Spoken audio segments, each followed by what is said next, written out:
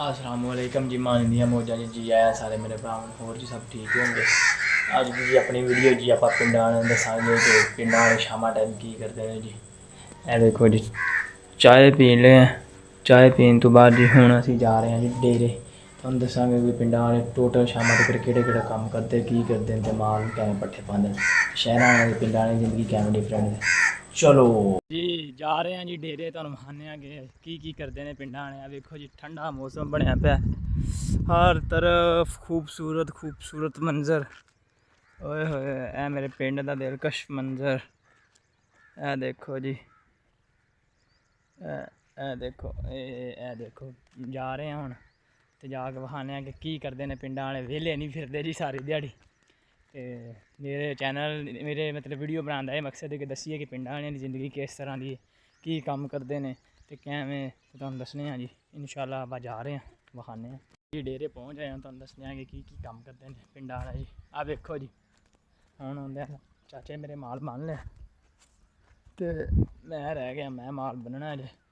हुण मैं गावां खोलदा तो खोल के बन्न ते देखो जी गावां खोल के बन्ने बन के फिर तुहानूं दसने कि की कम करीदा।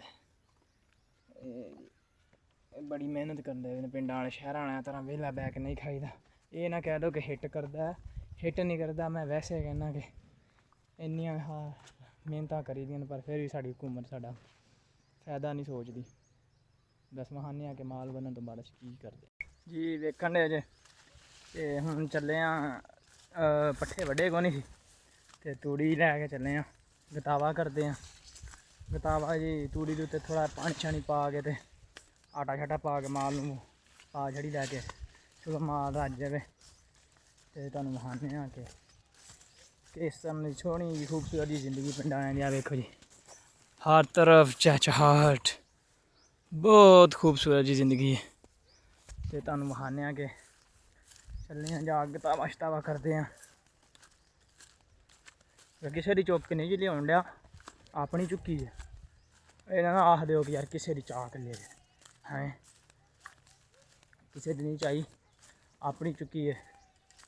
तो देख लो एवें समझ ना दे किसी की चाहिए तो एवें दोवें ऐ माल है। सटदे हैं तूड़ी, तूड़ी सट के ते मोड़ इंदे थोड़ी थोड़ी गिल्ली करते हैं, गिल्ली करके गतावा कर देंगे जी। ए जी हुण गोबर कट्ठा करन लगे हैं जी। ये मोदी दी अम्मा दा गोबर है, ए देख लो जिहड़ा मोदी मूँह ते लांदा है। ए देखो मोदी दी अम्मा बन्नी है, दो बन्नियां ने मोदी दी अम्मा ते ए उन्हां दा गोबर है। इनू जी साडी जबान च गोया आंदे ने, इंग्लिश ते मैनूं पता कोई नहीं।